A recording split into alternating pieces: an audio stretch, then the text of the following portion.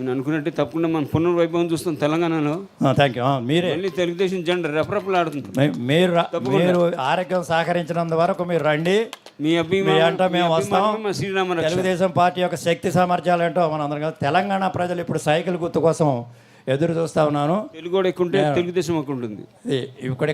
ఇక్కడ ఉన్నటువంటి కార్యకర్తలకి, పెద్దలకి, చిన్నలని ఈ కార్యక్రమాన్ని పెద్ద మీద వేసుకొని ఒకరేమో విగ్రహం ఇచ్చారు, ఒకరేమో అన్నదానం చేస్తున్నారు, ఇంకో ఏదో కార్యక్రమం వారు ఇందాక చెప్పారు జనార్దన్ గారు, శ్రీనివాస్ గారు, అట్లనే జాస్తి శ్రీనివాసరావు. ఇక్కడ అందరూ తలా ఒక చెయ్యేసి ఇక్కడ మారుమూలగా ఉన్నటువంటి గ్రామంలో ఇంత పెద్ద సభ నడిపి జయప్రం చేశారు. ఇదే తెలుగుదేశం వ్యాపిస్తూ ఉంది, బలపడతా ఉంది, అవకాశం ఎదురు చూస్తుందని మీరందరూ గమనించాలని కోరుతూ సెలవు తీసుకుంటున్నాను.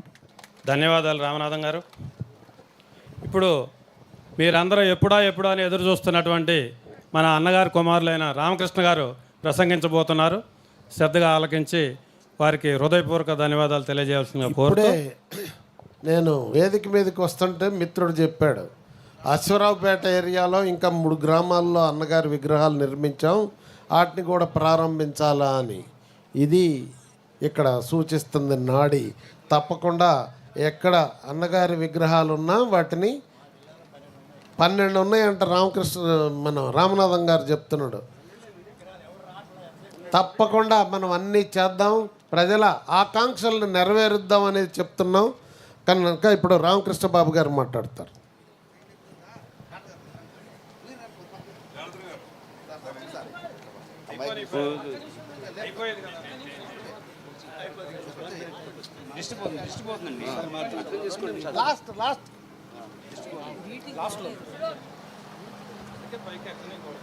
యజ్ఞ నారాయణపురానికి గ్రామానికి శుభోదయం, శుభదినం.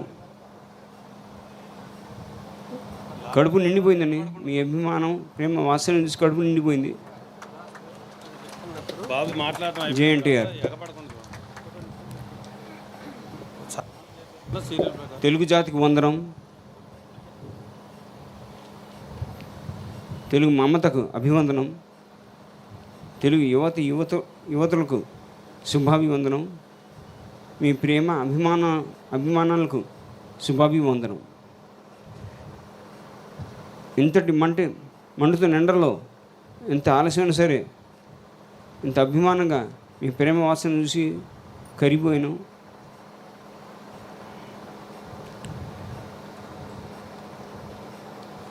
ఎవడి పేరు చెప్తే కళమ్మ తల్లి, తెలుగు తల్లి గర్వపడుతూ ఎవరి పేరు చెప్తే ప్రతి ఇంటి తెలుగు గర్వపడతాడో, ఎవరి పేరు చెప్తే అందరి హృదయాల్లో దేవుడే కొలువై ఉన్నాడు, ఎవడి పేరు చెప్తే రారాజాన్ని పలుకుతాడో, ఎవడి పేరు చెప్తే ప్రతి ఆడబడుచు నోట నుండి అన్నా అనే పలుకుద్దో అతడే మన తెలుగు తేజం, మన తెలుగు పౌరుషం. మన అన్న విశ్వవిఖ్యాత నటసార్వభౌముడు, పద్మశ్రీ నటరత్న కళాప్రపూర్ణ డాక్టర్ నందమూరి తారక రామారావు గారి విగ్రహ ఆవిష్కరణ ఇక్కడ యజ్ఞ నారాయణపురంలో వారి విగ్రహం ప్రదర్శింప చేయడం, నేను మీతో పాలు పంచుకోవడం, నేను ఇక్కడ వచ్చి వారి విగ్రహాన్ని ఆవిష్కరించడం ఈ జన్మలో చేసుకున్న సుకృతము. నేను మీ గ్రామం రావడం, వారి విగ్రహాన్ని ఆవిష్కరించడం చిన్న అదృష్టంగా భావిస్తున్నాను. జై తెలుగుదేశం.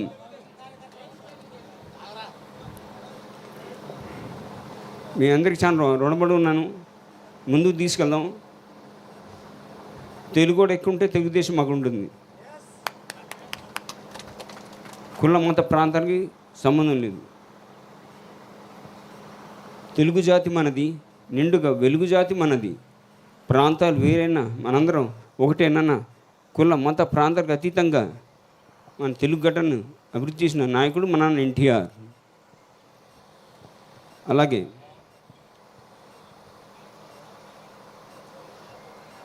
చాలా చెప్పాలి, ఏం చెప్పాలో తెలియదు.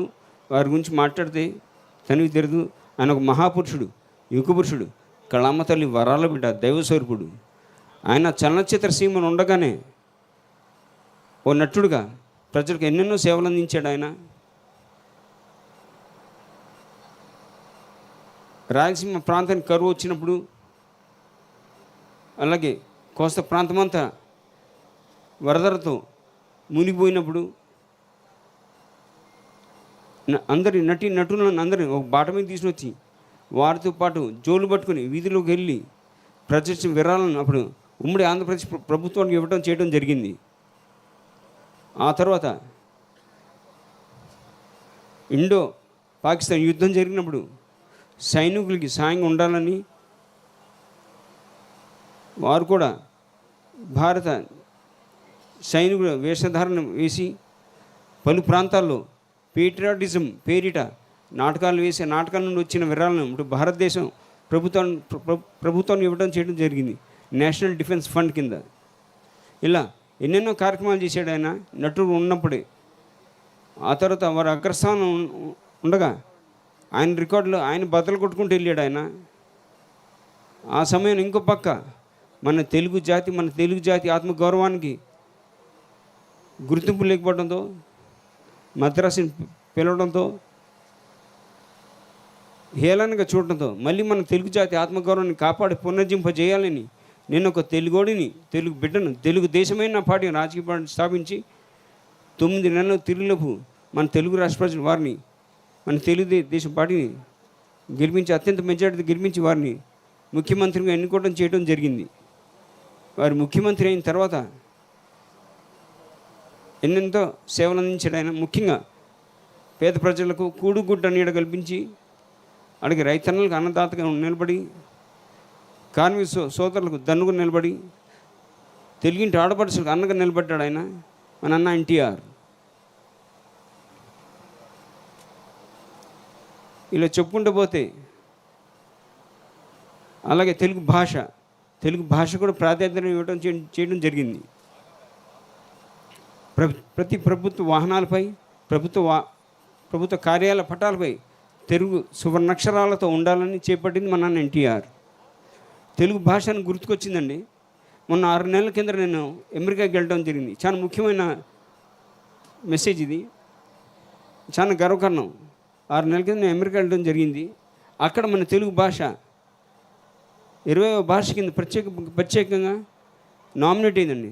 It has been identified as 20th most spoken language అక్కడ అమెరికాలో. గర్వకారణం, ఎందుకంటే భారతదేశం ఎన్ని భాషలు ఉన్నా తెలుగు భాష ఒక్క భాషే ఎంపిక అయిందండి. అదని మన చాలా గర్వకారణం. అలాగే టెక్సస్ రాష్ట్రంలో, అమెరికాలో టెక్సస్ రాష్ట్రంలో తెలుగు భాష గవర్నమెంట్ స్కూల్లో 2వ భాష కింద ఆఫర్ చేయడం జరుగుతుందండి. ఇదంతా మన చాలా గర్వకారణం. దీనికి ప్రథమ 2 మెయిన్ కారకులు, ఒకటి ఎన్టీఆర్, ఇంకోటి చంద్రబాబు నాయుడు గారు. ఎందుకంటే మనకి తెలుగు కూడా గుర్తింపు తెచ్చింది, తెలుగు రాష్ట్రం ఉందని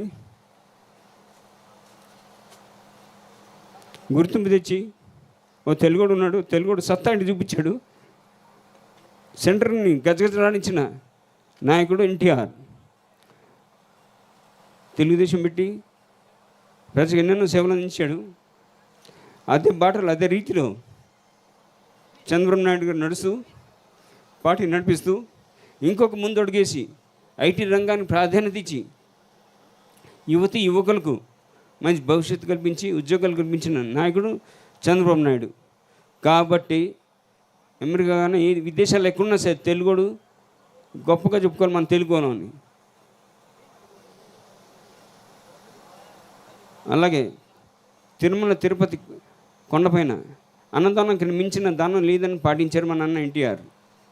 1985లో జేఎన్టీఆర్ 1985లో తిరుమల తిరుపతి కొండపైన భక్తులు ఎంతమందో వస్తూ ఉంటారు, ఆలస్యం అవుతుంది దర్శనానికి, వారికి 2 ముద్రలు పెడితే బాగుంటుందని అనుకుని వెంకన్న స్వామి ఆశీస్సులతో, దాతల ఆశీస్సులతో ఉచిత అన్నదాన కార్యక్రమం ఉచితంగా ప్రవేశపెట్టి మొదలుపెట్టి ప్రారంభించి మా నాన్న ఎన్టీఆర్. ఇలా చెప్పుకుంటూ పోతే సమయం సరిపోదు. నా జీవితం సరిపోదు. తెలుగు జాతి, తెలుగు గడ్డ, తెలుగు నేల, తెలుగు ప్రాంతం ఉన్నంత వరకు ఆయన రామనామం చిరస్మరణీయం. మరి వారి బిడ్డకు నేను జన్మించడం చాలా అదృష్టంగా భావిస్తూ, మరి నేను మీ అందరితో పంచుకోవడం చాలా ఆనందంగా అదృష్టంగా భావిస్తున్నాను. అలాగే సత్యనేని నవీన్ తమ్ముడు, మా కుటుంబ సభ్యుడు, నువ్వు కుటుంబ సభ్యుడివి.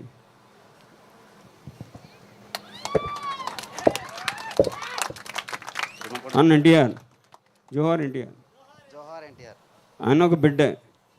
తెలుగుదేశం కార్యకర్త అందరూ మొట్టమొదటి పార్టీ పెట్టినప్పుడు చెప్పాడైనా కార్యకర్త ప్రతి తెలుగుదేశం బిడ్డ వారు విగ్రహం పెట్టారన్నా.